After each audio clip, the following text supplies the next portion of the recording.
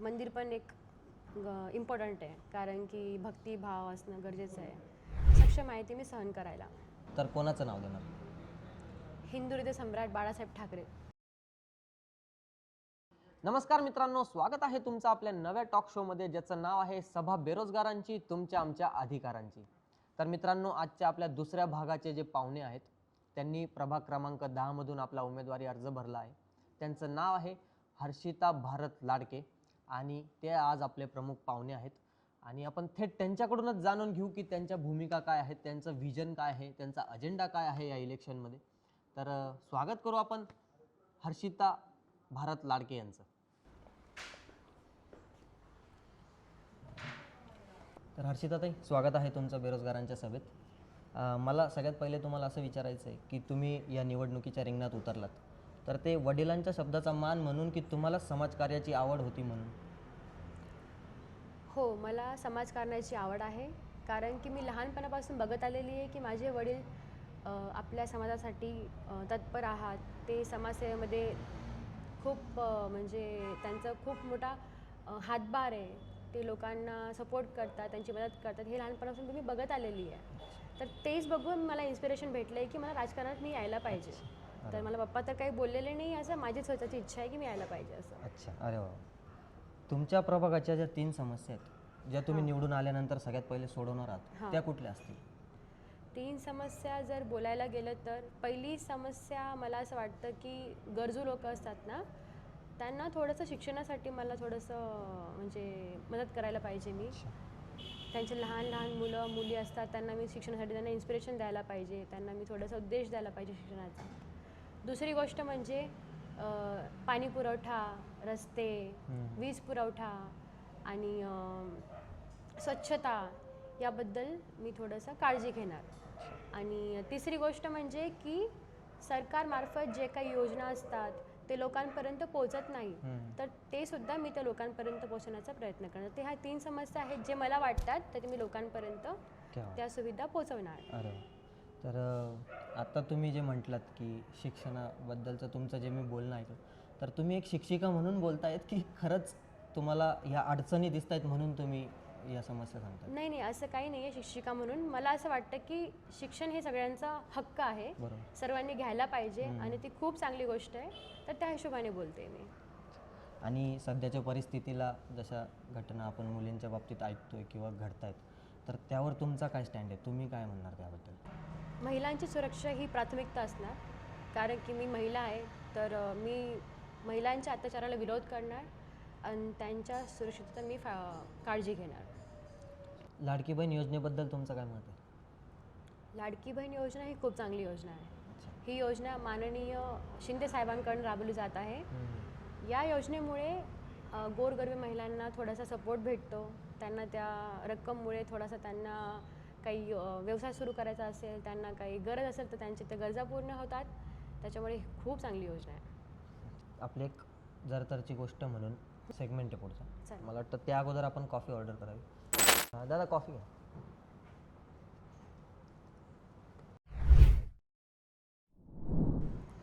तर आपला पुढचा सेगमेंट जो आहे जरतरची गोष्ट, त्यामध्ये मी तुम्हाला एक सिच्युएशन देईल आणि त्या सिच्युएशनला तुम्ही काय करणार ते मला सांगायचं आहे. सिच्युएशन अशी आहे, समजा शासनाने तुमच्या प्रभागातल्या एका जागेवर परवानगी दिली आहे, तिथे मंदिर किंवा शाळा असं तुम्हाला परवानगी भेटली शासनाकडून, पण तुमच्या प्रभागातली जनता म्हणते, काही जनता म्हणते आम्हाला मंदिर पाहिजे आणि काही जनतेचं म्हणणं आहे नाही नाही आम्हाला शाळा पाहिजे.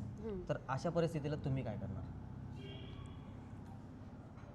माझं प्राधान्य असणार की मी शाळा, कारण की मी एक शिक्षिका आहे. तर ऑब्वियस गोष्ट आहे की मी शाळेलाच प्राधान्य देणार. तर त्याच्यामुळे मी शाळा तर आहेच, तर मंदिरासाठी मी अजून एक थोडी जागा लोकांसाठी थोडंसं बघणार की तिकडे मी मंदिराची उभारणी करणार. म्हणजे मी दोघांना प्रायोरिटाईज करणार. ओके. हर्षिताताईंचा निवडून आल्यानंतरचा ड्रीम प्रोजेक्ट काय असणार आहे? ड्रीम प्रोजेक्ट माझं असणार आहे की स्वच्छता, कारण की स्वच्छ प्रभाग असणार, स्वच्छ शहर असणार तर रोगराई पसरणार नाही, लोकांची आरोग्य चांगलं असणार आहे. तर मी स्वच्छतेकडे जास्त लक्ष देणार आहे. तर त्यासाठी मला काही उपक्रम करायचे असतील, काही मला लोकांसाठी काही मदत करायची असेल स्वच्छतेसाठी, तर मी सगळं करणार आहे. जर कुठली महिला खूप प्रभावशाली असेल, हम्म, हम्म, बलशाली असेल हम्म. किंवा प्रसिद्धीला म्हणजे प्रसिद्ध असेल, हां. तर त्या महिलेवर बऱ्याच टीका केल्या जातात हम्म, किंवा त्यांच्यावर चिखलफेक पण तेवढीच होते. हम्म. तर याबद्दल तुमचं काय मत आहे? म्हणजे तुमच्यासोबत असा काही प्रसंग ओढवला आहे का, किंवा भविष्यात असा काही प्रसंग ओढवला तर त्यासाठी तुम्ही तयार आहात का? हाँ असतात, टीका करणं, बोलणं, सगळं असतं या गोष्टी. क्योंकि बात उसी की होती जिसकी बात होती है, जिसमें कोई बात होती है. क्या बात आहे, क्या बात तो इसके लिए ठीक आहे, हसणार, बोलणार, टीका करणार असतं सगळं. तर ते मी आहे. एक महिला उमेदवार म्हणून काही समस्या तुम्हाला फेस कराव्या लागतात? नाही, सध्या माझ्या प्रभागातले लोक खूप चांगले आहेत. महिला म्हणून मला काही असं काही प्रॉब्लेम वगैरे काहीच नाही आहे. मला ते सपोर्ट करतात, ते माझं ऐकून घेतात, ते अरे वा. मला काही बोलतात, तरी काही नाही, मला काही अडचण नाही आहे. अच्छा. तर आपला पुढचा सेगमेंट आहे 1 मार्काचा प्रश्न. यामध्ये मी तुम्हाला 5 प्रश्न विचारेल, त्याचे तुम्ही एका वाक्यात उत्तर द्यायचे. चालेल. माझा पहिला प्रश्न आहे, राजकारणी आणि गृहिणी यापैकी कुठली भूमिका जास्त कठीण आहे? गृहिणी. तुमच्या प्रभागातील रस्त्याला नाव द्यायचं ठरलं तर कोणाचं नाव देणार? हिंदू हृदय सम्राट बाळासाहेब ठाकरे. मतदारांच्या घरी गेल्यावर चहा जास्त मिळतो की तक्रार? मला चहा भेटला आतापर्यंत. विरोधकांचा एखादा असा गुण सांगा जो तुम्हाला मनापासून आवडतो. खोटं बोलणं, कॉन्फिडेंटली.